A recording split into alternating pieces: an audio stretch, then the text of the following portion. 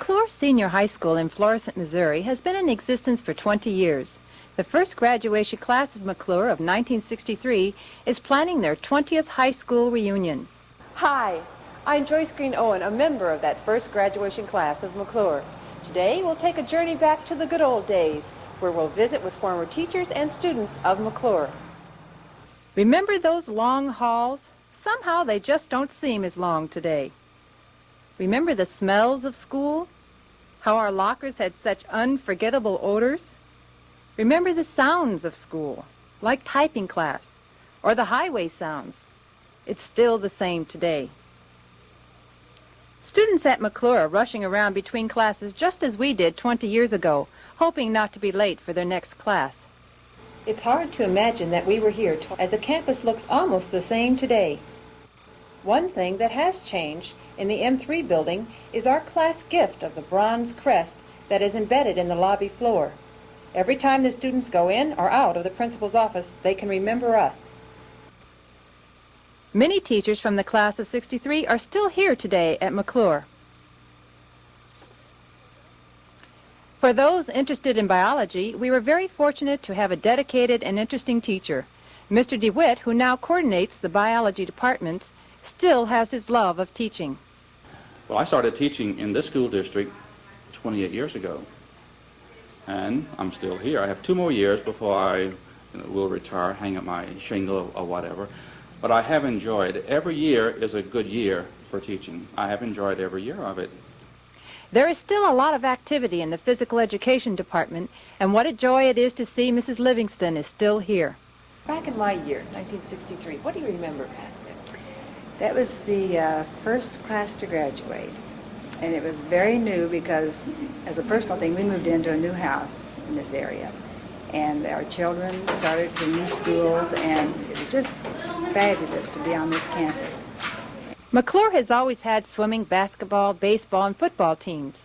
In 1963, the Comets football team won their regional division. Coach Bob Johnson shares his thoughts about that year.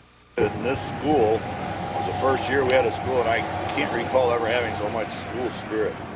The kids in this school were just, really up about everything, including athletics. And then the football team comes along, and they had the undefeated and untied season, which is the only one the school's ever had. And had a lot of good talent on that team. Let me introduce these young men. Well, this is Rich Burnson. He was a halfback and a linebacker. And the thing that reminds me the most about 1962 was the fact that all the papers picked us for last in the conference. And what was unique about our team was we had a bunch of guys that had played all kinds of sports for years together: baseball, basketball, football. And I guess the seniors really got together before before fall practice, I guess. And we just said to ourselves, we're not going to be last. We're going to take it all. And we had told the coaches that. This is Donnie Vogt. Donnie was our center. Things I remember about the football season was the things that we used to do to get ourselves psyched up before the ball game, like put dummies of opposing players in the locker room and try to knock them down. And just having a really good time at practice. Everybody seemed to enjoy practice and stay later than they had to and always get out early, and there didn't seem to be very much complaining at all. Mrs. Mike Miller was an end and defensive back.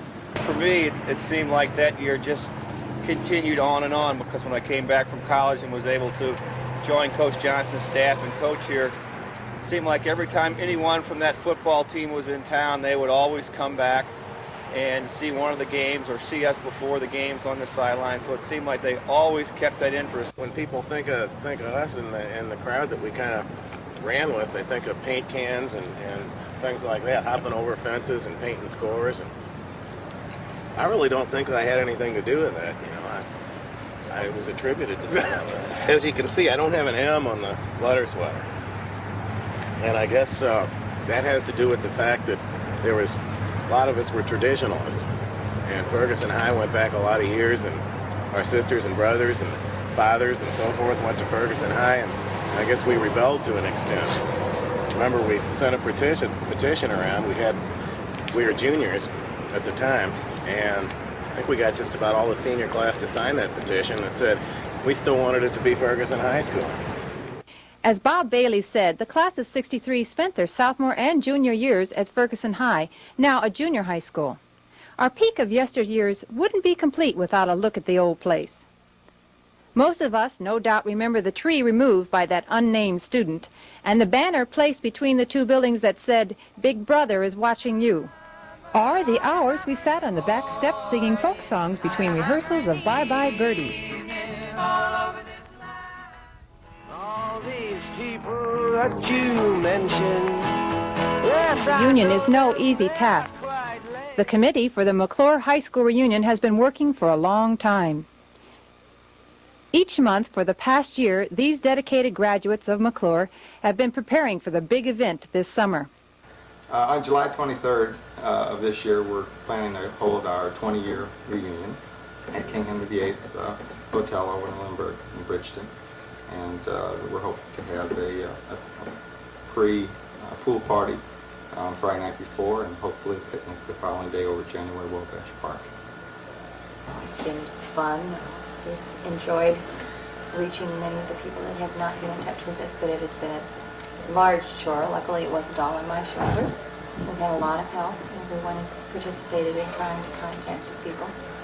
We still have 130 left to apply. At this point, I think Don's getting all the responses from the invitations. We have people from Alaska, and there's some in New York, the Virgin Islands, Lima, Peru. They're scattered everywhere. Now, I don't know who's, sent in the replies, but we do have class members all over. Okay. What thoughts would you like to share that when you think of the good old days, any of you? What comes to mind when you think of the good old days in '63? Everything had to be big and fast. That was the most important part. That was just the beginning of fast cars. You had if you had a car with a V8 in it, you were something special. If you had your own car, you were king on the mountain. That's for sure. I think only one or two people in our class had their own cars. Had to be raked. Studebaker. Studebakers, yeah. Henry J. Studebakers. Who was the guy who had the Henry J? Jerry had a hearse. Drive-in restaurants. Everybody hung out at drive-in Steak and restaurants. Shake. Or Chuck-a-Burger, even if you were a Ferguson. Bag of chicken. Oh, and yours. Yeah. Right. For me today, that was the best stuff. Our homecoming queen, Carol Dillon, is now married and a mother of 3 children and lives in Kansas. Budge, Chuck Neff, returned a couple years ago to St. Louis, where he is presently announcing on KMOX radio. The Crest Queen, Nancy Heflin, returned recently to New York after living in Spain. This is the '63 Senior Class Committee, and it's interesting to note that several members are part of the 20-year reunion committee as well. The time for our reunion is approaching. It will be fun to see each other and reminisce about the good old days. But more than saying a few hellos, we have a lot to share. Through our mistakes and failures, as well as our successes and accomplishments, we have so much to learn from each other. By sharing our laughter and tears, may each of us be strengthened and encouraged for the next 20 years to come. See you in July. Let's go! Let's go to the hop. Let's go to the hop.